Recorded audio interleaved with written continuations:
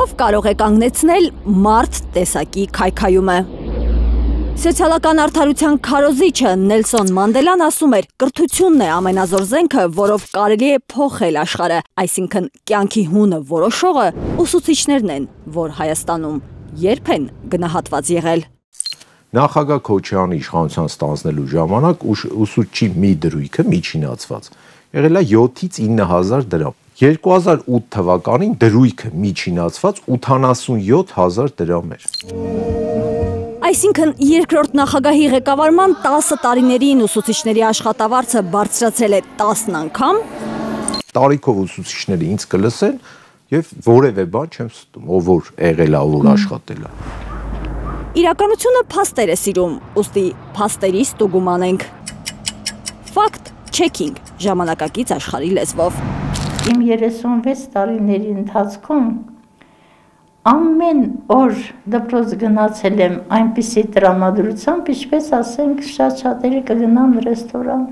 Մոտ 40 տարվա մանկավարժը, որ 4 տասնամյակ պատմություն է դասավանդել, մտա դպրոց որպես փոխտնօրեն։ Ուսուցչությունը համատեղել փոխտնօրենի աշխատանքի հետ հաստատում է։ Հայաստանում մանկավարժի աշխատավարձը մի շրջանում է միայն շեշտակի աճել 1998-ից 2008 թվականներին էր։ 92 թվականին երբ փոխվեց գումարը, իմ աշխատավարձը կազմում էր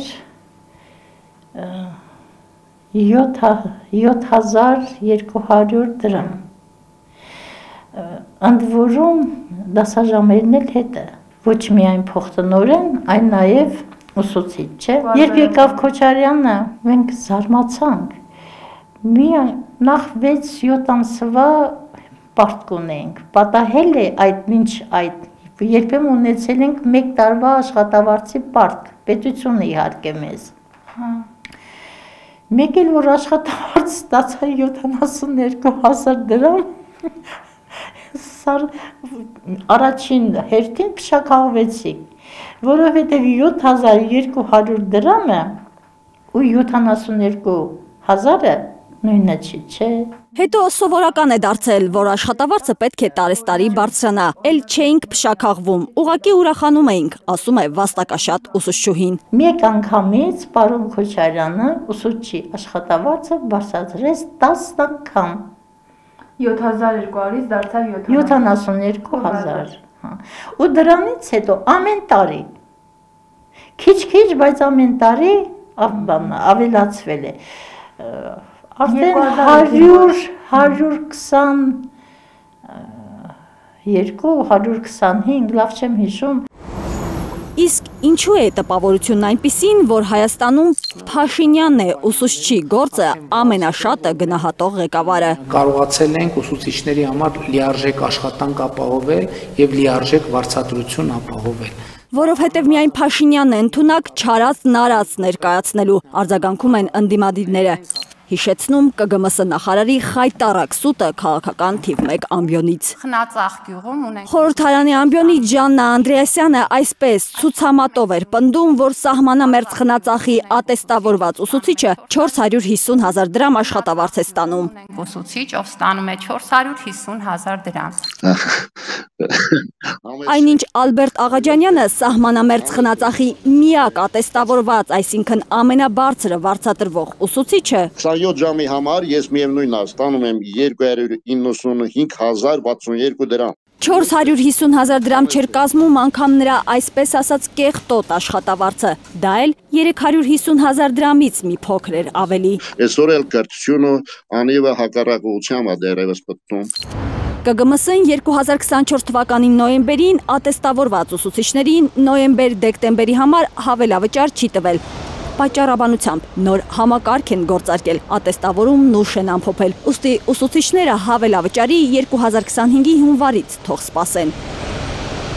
Ըստ պատտվող լուրերի, կառավարությունը քար է գցելու ուսուցիչներին ատեստավորելու, աշխատավարձը որոշակիորեն բարձրացնելու այդ ծրագրի վրա, քանի որ թանկ է նստում բյուջեի վրա։ Խոստման չկատարումը այս պահին ձեր նամակներով։ Համեցեք տիկին նախարար։ Մինչև 2026 թվականը 300 դպրոց, 500 մանկապարտեզ կառուցելու ծրագիրը ձախողել է Փաշինյանի կաբինետը։ Ռազմավարության գրաֆիկում դուք արդեն ձեր խոստացածը չեք կատարել, 23-ին 92, 24-ին 185 դպրոցի մասին եք խոսում, 25 թվականի մասին ընդհանրապես չկա։ Պարտադիր չի յուրաքանչյուր գործողության դիմաց ամեն տարի նշել ցուցանիշ։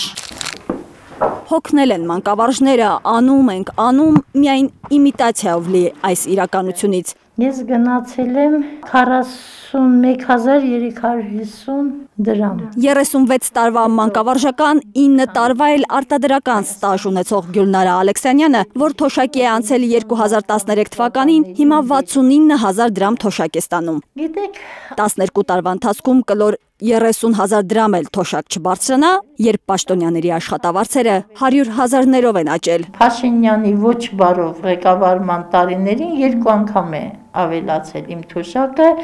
մեկ անգամ 1000 դրամ, մեկ անգամ 3000։ Ընդ որում այս 3000-ի ժամանակ աղաղակում էր 10%,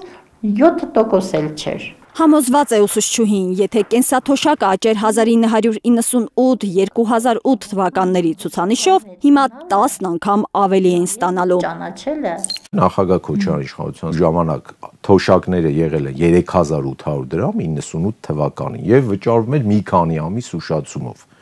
2008 թվականին արդեն 22000 դրամ էր։ Չեմ ասում սա աստղաբաշխական թիվ է, բայց 3800-ը 22000-ի հետ համեմատելով, այսինքն գոնե Փաշինյանի իշխանության օրոք 22000-ը պետք է 120,000 դառնար, որ իրանք կոնկուրենցիա կազմեին նախագահ Քոչարյանի հետ։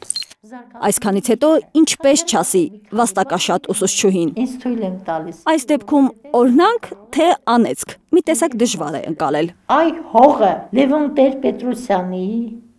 Քոչարյանի եւ Սերժ Սարգսյանի ժամանակվա թալանչիների գլխին, որովհետեւ թալանը հիմա է, այ թալան, պետական ռեկետ։ Համատարած խավարի մեջ լույսի վերադարձն է ուզում 76-ամյա ուսուցչուհին, որի որդին տեսել է շուրնուխի օկուպացիան, հոգեբանական խնդիրներով տուն եկել։ Մի պահ սթափվել է, երբ իր որդուն է բանակ ճանապարհել, ասել է պատվով կծառայես։ Հայաստանի ճախրը, ես պետք է տեսնեմ դա։ Արփիս Քեսյան, Լանա Համբարձումյան, Աշոտ Մանոյան, Անի Ղանդիլյան, Հայլուր։